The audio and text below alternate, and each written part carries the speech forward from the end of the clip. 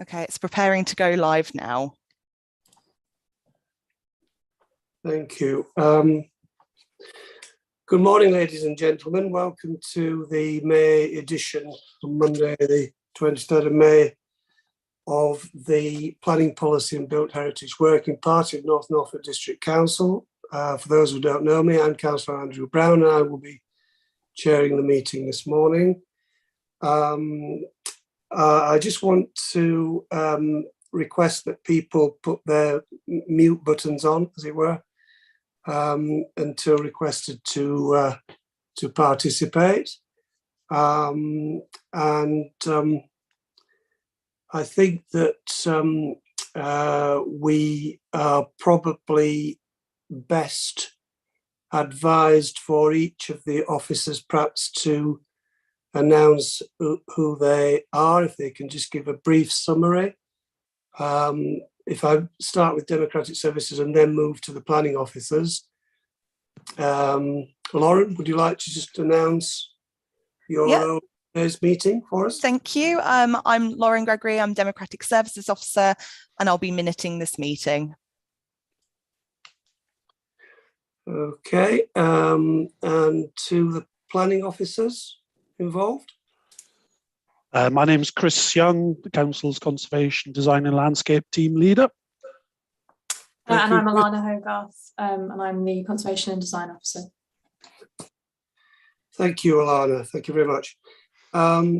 So this meeting is in part a continuation of the previous meeting on the 25th of April, insofar as we deferred the recommendation to Cabinet of the Glaven Valley Village Conservation Area appraisal until we had been afforded a little bit more time to consider the content of it, on account of the Easter holiday perhaps getting in the way of due consideration of the appraisal at the last meeting. So that said, if I can move to the agenda, Lauren, item 1, apologies for absence and substitutes and the like. I presume you. Thank you, Chairman. Apologies for absence have been received from Councillor Nigel Dixon, Councillor Clive Stockton and Councillor Jerry Punchard, with substitutions of Councillor Victoria Holliday, Councillor Adam Varley and Councillor Angie Fitch-Tillett. Thank you for that, and thank you to those members who have stepped in to substitute. I'm very grateful to you for that.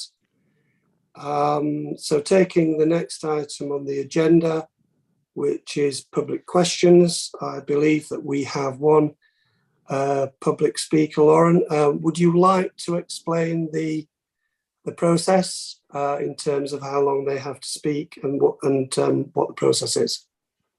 Yeah, absolutely. So we have Debbie from Brinton Parish Council attending today. She'll be afforded 3 minutes to be able to speak, at which time I will indicate when those 3 minutes are up. Debbie has very kindly supplied a pre-prepared statement, so officers have had time to read through that. If there are any questions that are raised that are responded to by officers or by the chairman, there will be a 1 minute rebuttal time where Debbie is able to have 1 minute follow-up.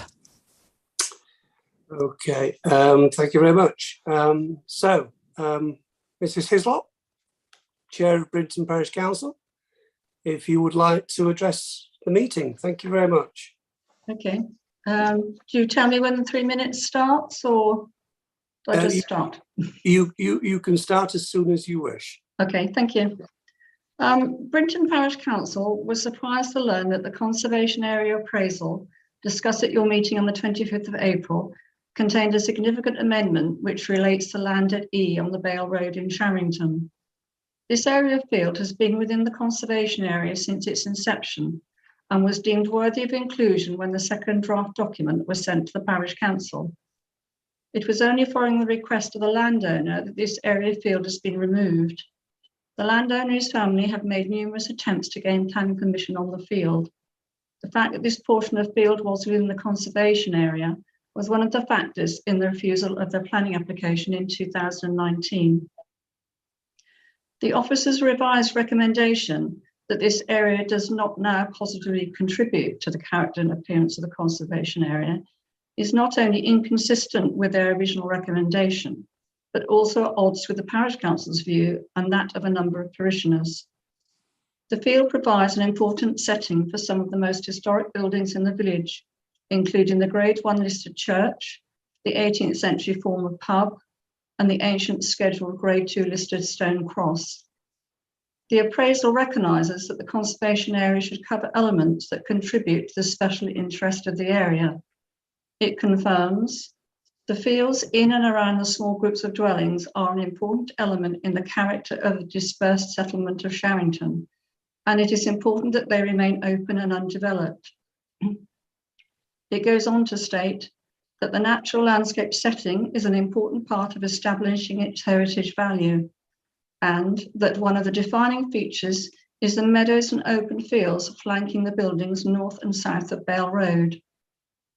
When responding to the family's application in 2018-19, your landscape officer reinforced this view by stating that these gaps provide a very strong defining characteristic to the settlement and means that the landscape is not dominated by large, long tracts of what would amount to ribbon development.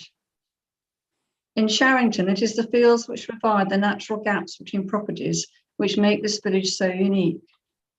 This area of field E does positively contribute to the conservation area. It provides an important gap between two historic properties, forms an important part of the setting of listed buildings, including the Grade 1 listed church and a scheduled Grade 2 listed monument, is assessed in the North Norfolk Landscape Assessment as having moderate to strong strength of character, and provides important views in and out of the conservation area. Sharrington, unlike the other villages currently being appraised, is not included in the Glaven Valley Conservation Area, which would afford some protection to its rural hinterland. The Parish Council believes that there's a strong rationale for retaining this portion of field within the village conservation area. Thank you very much for allowing us to speak today. Thank you very much for that. Can I ask the conservation team if they would just like to respond briefly to that question?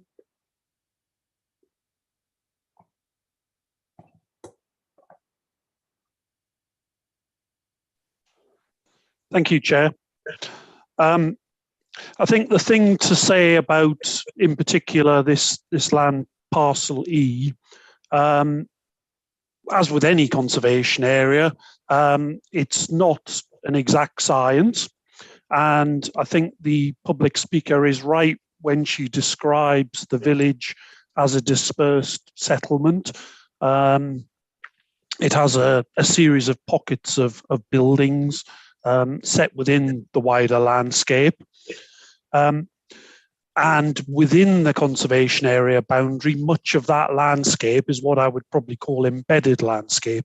It allows the views of some of which are panoramic views of properties, glimpsed views of properties, but that is an inherent part of the special architectural and historic interest of the village. I think we've looked at land parcel E, probably with the benefit of hindsight. It's something that should have been proposed with the original draft, but obviously as part of the consultation exercise, representation was received about land parcel E and whether it deserved to actually remain in the conservation area. And what you have there at the moment, under the current designation, is a piece of land where the boundary runs through the field without any kind of physical feature to follow. So I think in correspondence, you use the term yourself, Chair, a virtual boundary. So I suppose when it comes to the planning system, the guidance we operate to now from Historic England is that conservation area boundaries should be, they should be relevant and they should follow physical features. Now, what we're not saying is that this piece of land is not important. Far from it, in fact. There's still a very strong landscape character argument which says this provides an important buffer, and development within that gap would certainly start to merge and create more of a ribbon form of development. I think what we are having reappraised that particular area, we're now of the view that ultimately, for a piece of land to deserve its place within a conservation area, it needs to be of special architectural or historic interest. And in our view, this is essentially an open field with an important landscape belt on its northern edge where it fringes Bale Road. But ultimately, does it deserve its place within the boundary or not? And in our view, on balance, and I would stress this, it is a balanced view, it contributes towards the setting of the village rather than actually form an embedded part of the landscape that actually deserves its place within the boundary. But as I say, members will have their own particular view on that, and we're happy to get into that in more detail if required.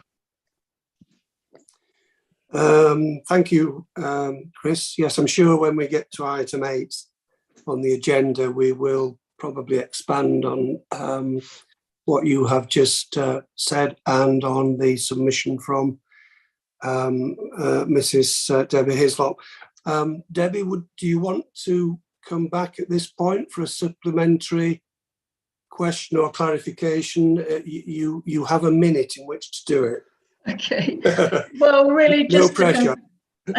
Just to confirm that obviously the parish council and certainly a number of parishioners feel that this is an important field because it does project a gap between two historic buildings, which is Church Farmhouse and Michael House. And also on the Bale Road, we have a number of some of the most historic buildings in the village, which is obviously the church and the ancient cross, as well as the old pub. So we do feel that, you know, it is embedded, it's part of the landscape, keeping that gap, which your document has said is so important within the village and makes us so unique. So obviously we're at odds with the view of Mr. Young. Obviously surprised it was in the document that was sent to the parish council for comment and then taken out, we believe, by an unsubstantiated request. I'm not sure that's correct, but you would know that. An unsubstantiated request from the landowner of the site who's obviously in the past wished to build on this piece of land. Just to advise, that has been a minute now. Fine. Okay, thank you. Thank you very much for that, Debbie. Thank you. Right, that deals with item 2. So we move to item 3, which is minutes. We don't have any today to actually review. They will be presented for approval at the next meeting on the 20th of June. So that will save some time. So moving on to item 4, Lauren, items of urgent business. I don't believe we have any. No, we haven't got any, Chairman. No. And item 5, declarations of interest. Do we have any pecuniary or otherwise from members to declare today? I think I just want to make it clear to everyone on the call that the appraisal villages fall entirely within my ward as the district councillor. So I just want to make it clear that that is the case, but I haven't responded to the consultation. So I have not made any predetermined responses to it, just to make that absolutely clear. So moving on to item 6, update on matters from previous meeting. I don't think there are any. Item 7, with no business at my discretion previously determined under item 4, urgent business above. So we move to item 8, which is the Glaven Valley Villages Conservation Area Appraisals and management plans carried forward from the last meeting, which is the main item on the agenda. In fact, the only item really on the agenda today. So who would like to present this? Is it going to be you, Chris, or is it going to be Alana? It's me. Sorry, it's me, Councillor. It's Alana. Yeah. Morning, Alana. Good morning. I Morning. don't have a presentation for you today as such. I think we agreed last time it would just kind of be a bit of an update as to where we were before. So for anyone that wasn't in attendance at the last meeting, I'll just give you a quick summary of where we left things. So obviously the last meeting we brought before you the 6 updated appraisals following the public consultation, and we presented the representations that we received from members of the public and interested parties. At the aforementioned meeting, obviously Chairman's mentioned already, there was a decision to defer based on limited time and some other issues that were unresolved. So following that meeting, the appraisals now come back to Working Party for consideration, following a number of changes that were put forward by councillors. And the comments that we received were, well, I've included them in our update report. I won't run you through all of them. Obviously, if you need to go into detail, that's there for you. But I think hopefully that all of the issues that were raised we have addressed as far as we can, and those will then be updated in the final documents. So essentially today we are asking that Working Party grants delegated authority to officers to make the final amendments to the text of the appraisals in line with the comments received following the previous Working Party in April. We are asking that Working Party recommend to Cabinet to adopt the 6 Glaven Valley village appraisals for statutory planning purposes and for the appraisal documents to become material considerations in the planning process. We recommend that Working Party recommend to Cabinet to agree the proposed boundary changes as recommended in the draft appraisals and that they be published in accordance with the Planning Act, and that Working Party recommend to Cabinet to agree the proposed local listings as identified within the appraisal documents. So that's kind of our summary of where we are following on from the last meeting. I appreciate that there's probably going to be some questions and things that we can go through now. So I'll hand back over to you, Chairman, and we can go from there. Thank you very much, Alana. Well, before I throw it open to the floor, I certainly do have one particular query, and it follows on from the address from the Chair of Brinton Parish Council this morning. And that is in relation to this paragraph 2.3, the land area E in Sharrington, on the agenda page 523 of the agenda in April, for those who want to refer to it.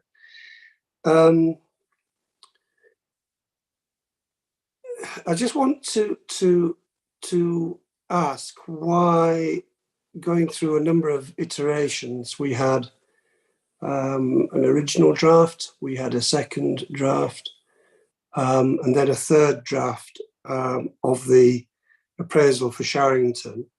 And it's important to remember that it is a draft as we look at it this morning. And this area was not challenged. It's an area that was initially designated in 1979 when the conservation area appraisal first took place for Sharrington. It's presumably been examined in the context of a number of planning applications since 1979. I think it's probably correct to say that this particular part of Sharrington is the most challenged in planning terms, in terms of several applications have been submitted. and thus far they have all been declined. Now, we've got to remember that this conservation area process is all about assisting the application of policy in the local plan. It has been said that planning policies can take care of whether an application is determined approved or refused, and there is really only a big part to play for the conservation area appraisal. I don't really buy that, to be perfectly honest. If that were the case, you could argue that actually we don't need the conservation area appraisal at all, because the policies will take care of any challenges to heritage assets in itself. The designation of this land area has stood the test of time. It hasn't been found to be diluted, the conservation area status. To my knowledge, it hasn't caused a problem in terms of the council defending the status of the conservation area during that time. I am aware that the process for assessing a conservation area has developed over that period, over the last 40 years plus. However, the Historic England guidance and the complementary National Planning Policy Framework predated the last examination of the conservation area provision in relation to this land in a planning application that was brought in 2018. And in that case, the officers had an opportunity to question the validity of the designation in the light of perceived updated guidance from government. And the case officer, senior officer, and the landscape officer did not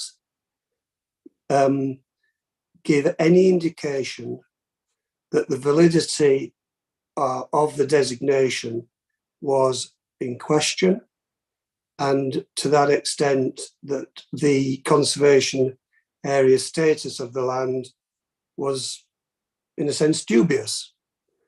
Quite the reverse. In that report for that particular application, the conservation area was relied upon.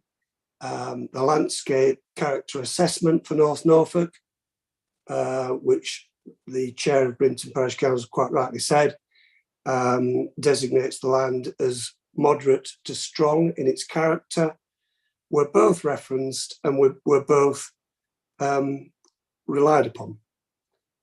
So that is significant because it's the most recent, as it were, application of its status, its conservation status, and indeed of planning policy in relation to that site.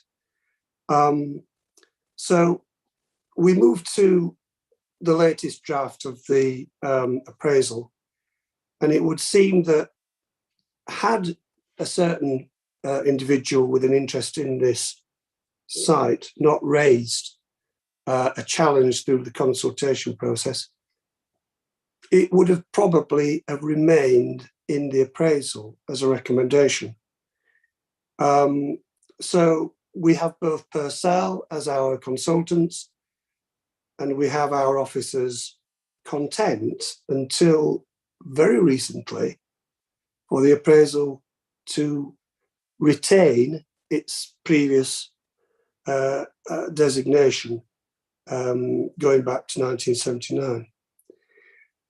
And it's easy to see why that actually occurred, because Sharrington is unique, and for historical reasons unclear to me, is the only the only village which is excluded from the Glaven Valley rural appraisal area, an area which actually, arguably, should have its status improved and promoted and enhanced by being included in the area of outstanding natural beauty. There is an argument, I'm sure, in planning terms for even greater protection than the rural areas within the Glaven Valley designation currently enjoy, except that doesn't apply to Sharrington.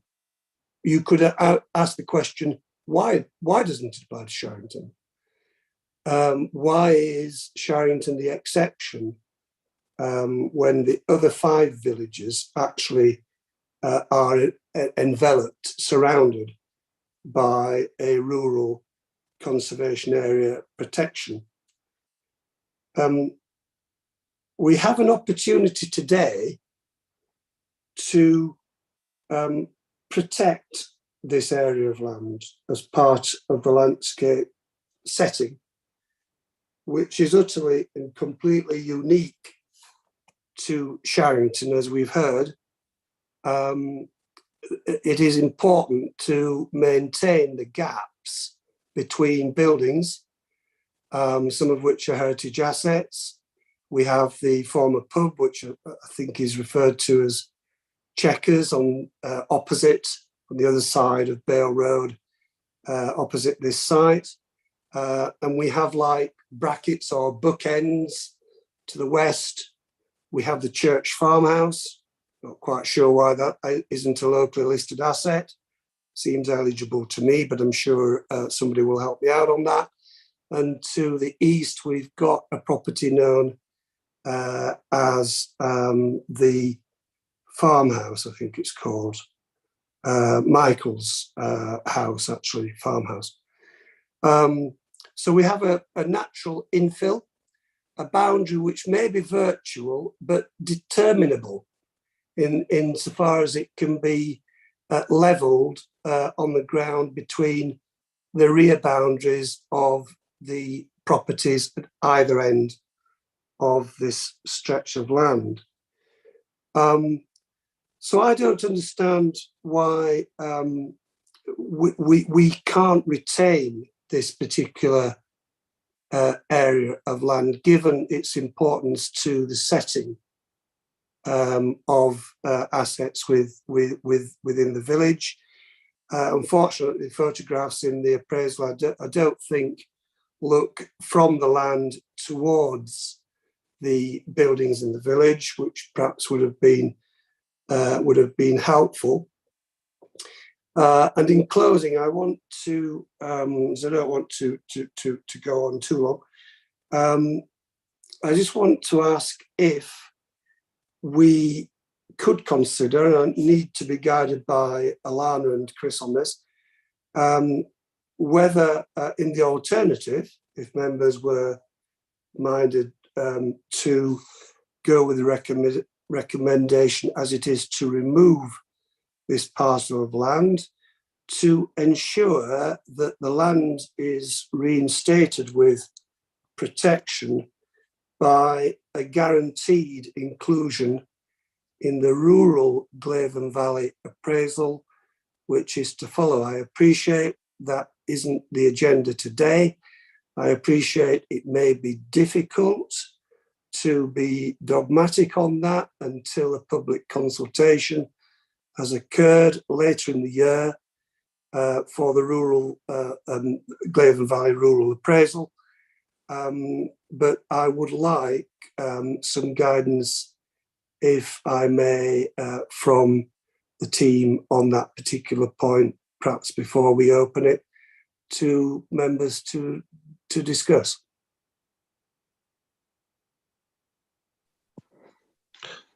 Well, if I chip in with a few thoughts, I was just sort of scribbling a few notes down as you were speaking, so these may not be entirely structured, the responses.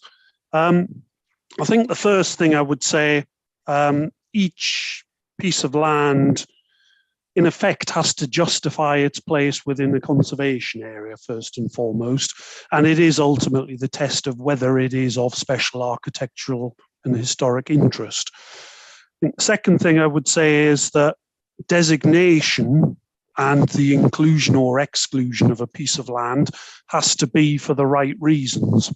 So, as I say, it has to be because it makes a contribution to the actual designation. It's not a tool, it's not a development management tool, as it were, or a policy tool to prevent or support development. It's essentially capturing what makes the area special. So, we have the local plan, which has various policies in it that controls development. A conservation area appraisal is something that informs and assists decision making. So it's more of a guidance document rather than introducing new policy streams. What else have I got here? The validity of the designation. Up till this point, through all of the various applications on the site, that has never been challenged. It's never been tested. And particular reference was made to the 2018, the most recent application that's in Land Parcel E. I think the thing to say about that, where's my note?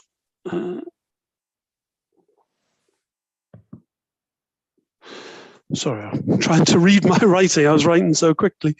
I thought only I suffered from that problem, Chris.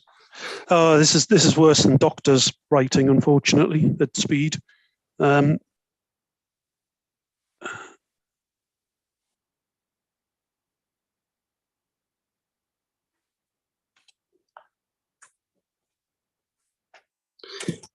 It may help if you could just guide us today, me in particular, on the likelihood of this area as together with a wider area. There is farmland both to the west and to the south of Bale Road. To the west, it would envelop Valley Farm, for example. If the rural appraisal area were extended to include land to the south and west, of which this is part. So in other words, it would be a substitution. Well, the Glaven Valley, when we come to that decision, obviously what makes that particular conservation area significant is different to what makes the Sharrington Village conservation area significant. So I think at that stage, when we reappraise the Glaven Valley, obviously all boundaries will be scrutinised. And if there is a case for saying that the Glaven Valley boundary should be extended up, then that's something we will be obliged to consider. And if it's, if it does have the kind of special architectural and historic interest to justify its place in the boundary, then that will be a decision we can make at that point. As we stand, it just so happens that the application, the 2018 application, was within the boundary, but equally it could have been just outside the boundary. And I think the point is, as I say, we're not saying that piece of land is not important, but to me, it is more about the setting of the designation rather than it being an inherent or intrinsic part of the special architectural and historic interest. But as I say, it isn't an exact science, and I sense there may be a difference of opinion, and that's sort of democracy in action, I guess. Yeah, I mean, let's consider what Historic England are actually doing here. They're producing guidelines. We know we get guidelines in all sorts of contexts. We get guidelines for nutrient neutrality, for example, and we may get we may get guidelines for I don't know, guidelines for dealing with the interpretation of planning policy, and they're advisory at the end of the day. They're mandatory. There might be material. They're not mandatory. There might be material considerations that mean we have to override them in certain instances. I certainly don't buy that. Because you haven't got a defined boundary, it means that you can't designate an open land area. If an area can be determined by reference to boundaries of adjoining properties, as is the case here, then that in itself shouldn't be something that we need to kowtow to Historic England about. Yeah, just I picked up on my train of thought there while you were speaking, and it was just to say on the 2018 application, I think obviously at the time of decision making, the application site was within the designated area. So that's obviously a material planning consideration, and we have a legal duty to obviously preserve or enhance that designation. So that's why obviously it's referred to in the decision making and in the officer's report. I would consider it extremely unusual if officers, in proposing to refuse an application, were to express doubts about the validity or the ability to defend a conservation area boundary. I think that would be an unusual strategy. So I think that's probably why, it wasn't mentioned.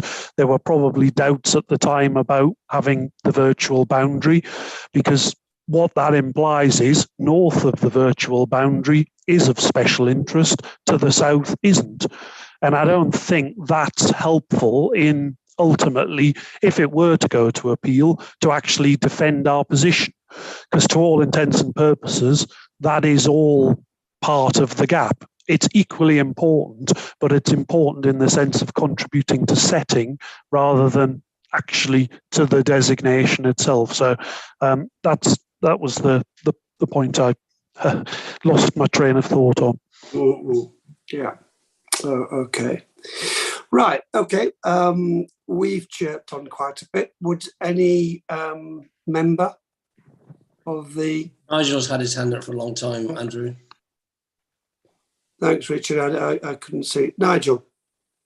Thank you, Mr. Chairman. First of all, today's discussion proves the correctness of what I said to you last time about not having enough time to look at the previous agenda. So and we as a committee or a working party do need time sometimes, because, and that's proved by today's discussion, we need to get things right. I think on balance that we should protect this area. It is, according to the report and to Binham Parish Council, who would probably know the area better than anybody, that includes yourself, stress the importance of this area to the central core and character of the village of Sherrington. They have a history that goes back and is very pertinent. And the fact that several applications have come in to develop this piece of land proves that it's prime land. The fact that everybody wants it, whether it's one person several times or several people once, to my mind, reinforces the whole structure of our discussion today. We are charged, as we all know, to protect our heritage. And whilst I understand we need to develop, this is why we got the big agenda at the last meeting, and we must develop, we must have this balancing act between looking after our heritage, our history, and our well-being that makes this area economically viable. And we want tourists, we want people to come and see our enhanced and lucky heritage, our restful existence, and we want that entirely. If we build on it, and we build houses everywhere on these historical and archaeological important sites, we're going to leave ourselves with nowhere to go, with nothing to do, and we're going to be even more economically strained. So I come down also then to point 2.3 in the paragraph today, and I come down to the last piece of the writings there today. Following a representation received as part of the public consultation, the decision was made to remove the area marked T. This is what this area has been about. I think we've got to protect this area, and I think we've got to stipulate a protection, because if we cannot leave anything to chance, because 5-10 years down the line, when officers and members may have changed, there's going to be somebody else want to develop on it. And if we don't put it in black and white and we don't protect it, we're going to leave the same problem today for the next generation. So therefore, I do recommend that your thoughts and your discussion today, Mr. Chairman, on its protection are very much paramount and pertinent to what we've got to do. And I think we've got to look at ourselves and be that responsible working party to allow development, but protect our heritage. So I rest the case that Area E should be protected. Thank you. Thank you, Councillor Pearce. Does anyone else have some thoughts? I've had my hand up, Andrew, and then Paul Heinrich has as well. Yeah. Okay, Richard. You. Just speaking pragmatically, I mean, this is only 400 metres from my ward, Priory. I'm very familiar with the site, and I'm really concerned that this plot of land is aimed at prime development. I think it would be a disaster. So in slightly more concise form, I would vote that this is included in the protection area. Thank you. Thank you, Councillor Kershaw. Councillor Heinrich, over to you. I would concur absolutely, Chairman. This land has been within the conservation area for some 40 years now. It's there for a reason, and I think the Chairman of the Parish Council has set out their views very, very clearly. There is no reason to remove it at this stage. In fact, I'd probably move the boundary back to ensure that that area is protected. The views along that road are part of the overall scene of the village. To lose that is potentially damaging. So I support Councillor Pearce and Councillor Kershaw totally on this. Thank you. Thank you, Councillor Heinrich. Do any other members have a view on this? Councillor Toy. Put his hand up, Andrew. Yep, Councillor John Toy, over to you. Yeah, I'd consider actually going even further with the new F boundary, which sticks out further, and its alignment with the property at the end of the road, which I know isn't in the conservation. There's actually there could almost be a case for increasing that. If the open space is what's the important thing that we're trying to protect here, there's almost an argument for actually increasing that area rather than removing it and taking it out to align with the boundary with F and the building that's outside the conservation area. So I would at least agree with those that have spoken already that it should be retained, and I would suggest there's possibly even an argument to increase it. Yes, thank you. Yes, I get your point, Councillor Toy, on that. Yeah, I think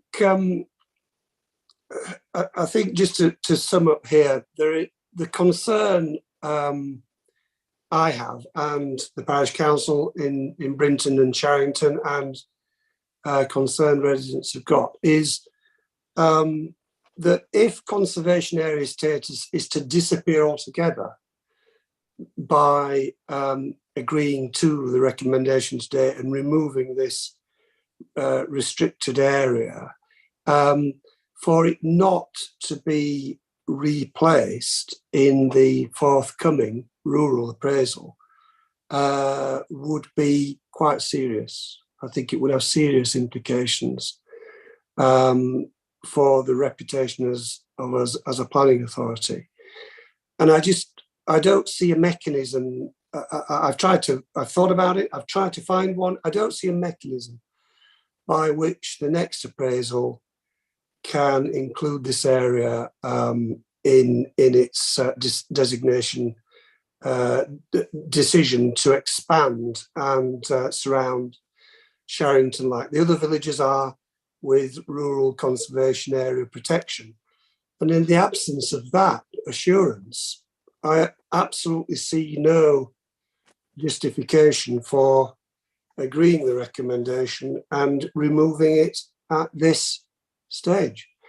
Now, whether we consider it justifiable in the next appraisal, and therefore we have in effect a geographical overlap, and how we deal with that, I honestly don't know. That's probably above my pay grade, but I'm sure that we've got Chris and Delana who can help us on that, because it seems to me that there are sort of four scenarios here. Either it's retained as in the appraisal as it was before and nothing changes, or as it's recommended.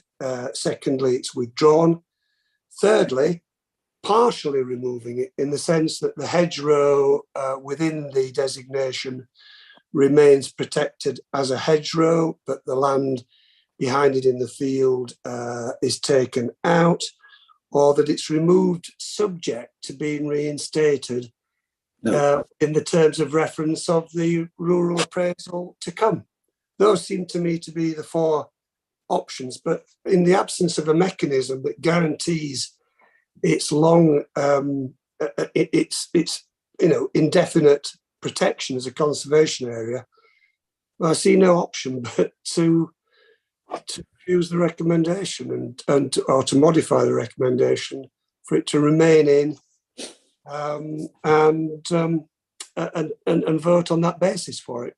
Having said that, Chris, please feel free to comment on what we can do to guarantee a transfer, if there is anything that we can do.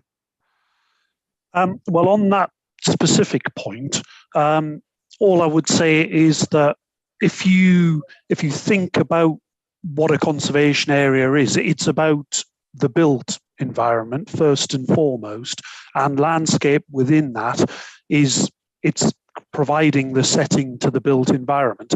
Hence why all of the permitted development rights relate to existing buildings, and particularly to existing dwellings. So if we're talking about potentially leaving an area that won't have any conservation area status, I suppose my challenge would be, what is the risk? Ultimately, if someone wants to construct a dwelling on that piece of land, it will still need planning permission. There won't actually be a change in the need for permission. So there isn't a risk of someone enjoying permitted development rights, because they all relate to extensions, alterations to existing buildings. So in essence, it's a field. So that would be the only point I would make on potentially having a kind of gap. As I say, we need to make the right decision for Sharrington. Does it deserve to be included? Does it not? Should the boundary be taken out, as Councillor Toy suggested? All of which would be valid options to you as members of the working party. All I would say is, our decision needs to be informed by, the land, and does it make a special contribution? That's the key thing. It's not about preventing development or providing a potential obstacle to development. It's about the validity of the designation itself, which up to this point has never been reviewed. This is the first time it's ever been formally reviewed in the 40 odd years, nor has it ever been properly challenged in this area. So yeah, But you would concede that conservation area status is important in the scheme of things in determining planning applications. Otherwise, what's the point? It's a statutory duty. It's extremely important. But equally, we need to consider the setting of conservation areas.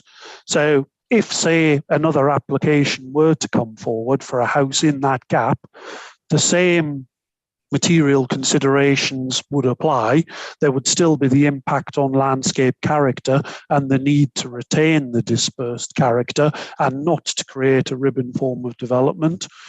And equally, we would be obliged to consider the impact on the setting of that conservation area.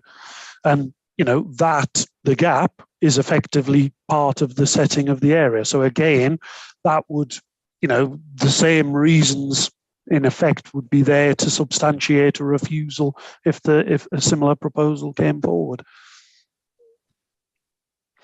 Ultimately we are, we're conservation officers, so our primary role is to preserve and enhance conservation. So we wouldn't be putting forward something which we thought would, cause harm to a conservation area. In my view, this almost strengthens our case because it's providing a more defensible position, where at the moment, as I say, it's all very well. It's determining where the special architectural and historic interest starts and ends. At the moment, it sits within a field, so there's no certainty around that at the moment. I think we can certainly agree that the hedge line and the trees and the planting on the southern edge of Bale Road is important and contributes to the street scene. But beyond that, you're into sort of more marginal landscape rather than embedded landscape. And that's where, we've taken the balanced view as we stand that it belongs more appropriately in setting rather than in the actual designation. Andrew, Councillor Pearce and Councillor Toy have been waiting quite a long time. They've got their hands up. Yeah, thank you, Richard. Councillor Pearce and then Councillor Toy. Once again, thank you, Chris, for your explanation. And I think we, as a working committee here, we are taking your 4 points. I think we are allowed to make a proposed programme decision. And I personally, I don't know, I propose that we should make this a protected area, because this is not going to go away. We can sit here and fudge, and you've said it, and Chris has said it, and I've said it. We're leaving it open for future speculation, because it will be challenged unless we're clear in deed and clear in print that it is a conservation area. I think Sharrington does need to be looked at as not just a special case, but a special case for the whole area. And just because it's an open field doesn't mean to say that it's there to be built on or it's there to be neglected. I believe, looking at the report, looking at what we've discovered, and looking at what Chris has said about conservation and your comments, I think I would like to propose that we make it a conservation area, and everything else that can go forward in the report. But as regards this area, I think we should set it aside and be stipulative about it. Thank you. Yeah, thank you, Councillor Pearce. Councillor Toy. Yeah, thank you. This is not about whether people get or don't get planning permission. This is about conserving the area and its character. And that's been laid out by, sorry, I can't remember your surname, it just says Debbie on the screen, but that was clearly laid out by local residents, how that gap along there was important. Now, that would make it, as Chris says, they're consulted on, and they would still give that permission, but it makes it clearer to people up front that this is an area that is considered to be a space to be kept clear as a gap. And that's why I actually said you could almost justify increasing it, but I'm happy that we keep it maintained because it's been there for at least 40 odd years. So this is not about whether people get planning permission or not. Conservation areas can still have things going on, but what this is about is saying that for Sharrington, for this appraisal, we believe, or I believe, and what we're proposing is that the the clear definition of this gap beyond the road between the buildings is maintained to keep that character as it has been for many years. That's what this is about for me. Thank you. Thank you, Councillor Toy. Virginia Gay's got her hand up as well, Andrew. Councillor Gay, over to you. Thank you, Andrew. I do appreciate the points which Chris has made, but in my experience, if you value something, you try to achieve the maximum protection for it. And I'm now persuaded, really, that this should stay within the conservation area. That's my position. Thank you, Chairman. Thank you, Councillor Gay. Well, I think we've probably covered all the issues. Just to sum up, we have an area which has stood the test of time for over 40 years, hasn't been challenged legally, hasn't created a difficulty for our planners.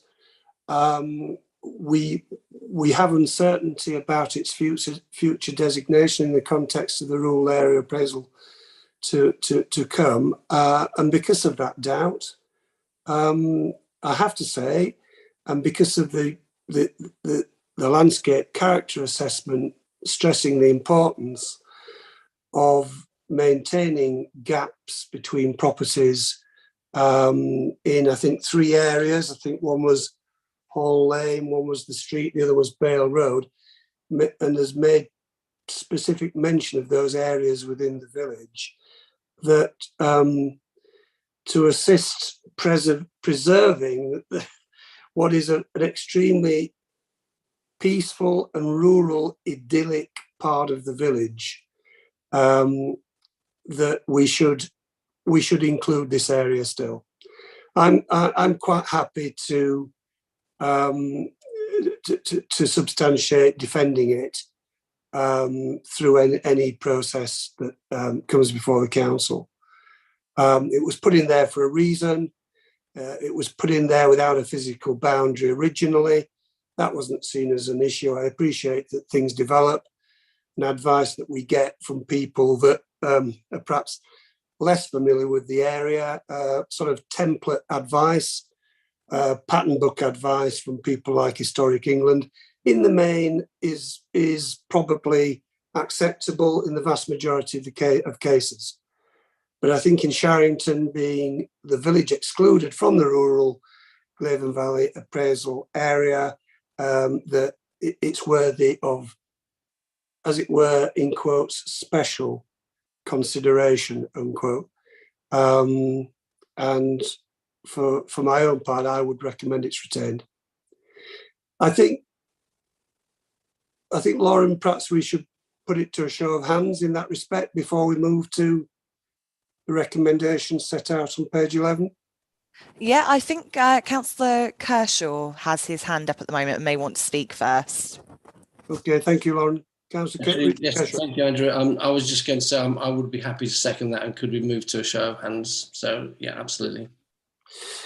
Okay, so the recommendation is to retain land area parcel E within the Sharrington conservation area appraisal.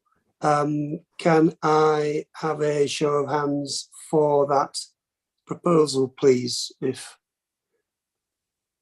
Lauren, you can just count the number of hands for me, that would help.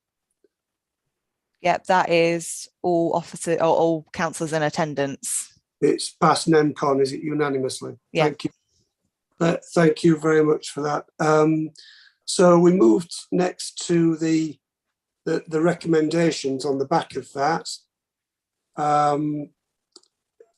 Recommendation 1 is that the working party grants delegated authority to officers to make the final amendments to the text of the appraisals in line with the comments received following the previous working party on the 25th of April. The only thing I would say about that, Chris, is maybe it might be appropriate in view of our discussion this morning if we add after officers in consultation with the chairman of the working party. Is that acceptable to you as an amendment? So it would read that the working party grants delegated authority to officers in consultation with the chairman of the working party to make the final amendments, etc., etc. Number 2 stands as drawn. I think that the working party recommend to Cabinet to adopt the 6 Blaydon Valley village appraisals for statutory planning purposes and for the appraisal documents to become material considerations in the planning process, which is what we've already discussed this morning, the relevance of the appraisals to the planning process, and in particular policy EN8, which is protecting and enhancing the historic environment in particular. I singled that one out. And then recommendation number 3, the working party, and I would put in there subject to the final amendments in recommendation 1 above, recommend to Cabinet to agree the proposed boundary changes as recommended in the draft appraisal documents, and that they be published in accordance with the Planning, Listed Buildings and Conservation Areas Act 1990.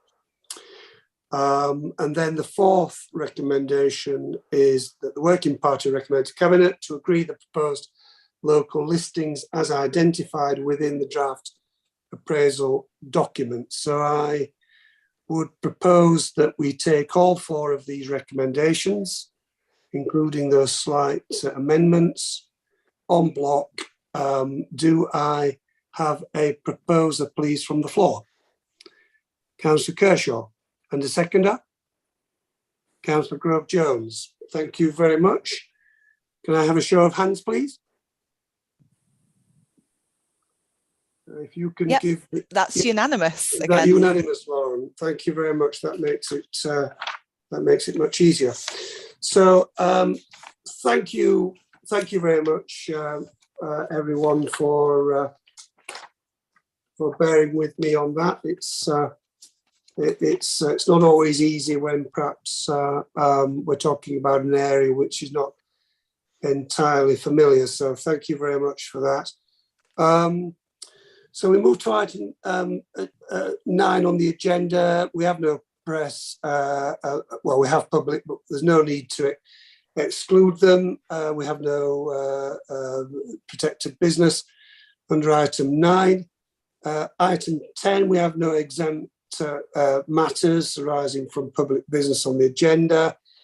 And item 11, we have no exempt business at my discretion, following on from item 4 previously in the agenda. So I think that probably, unless anyone has any final remarks to make regarding the business, Councillor Grove-Jones.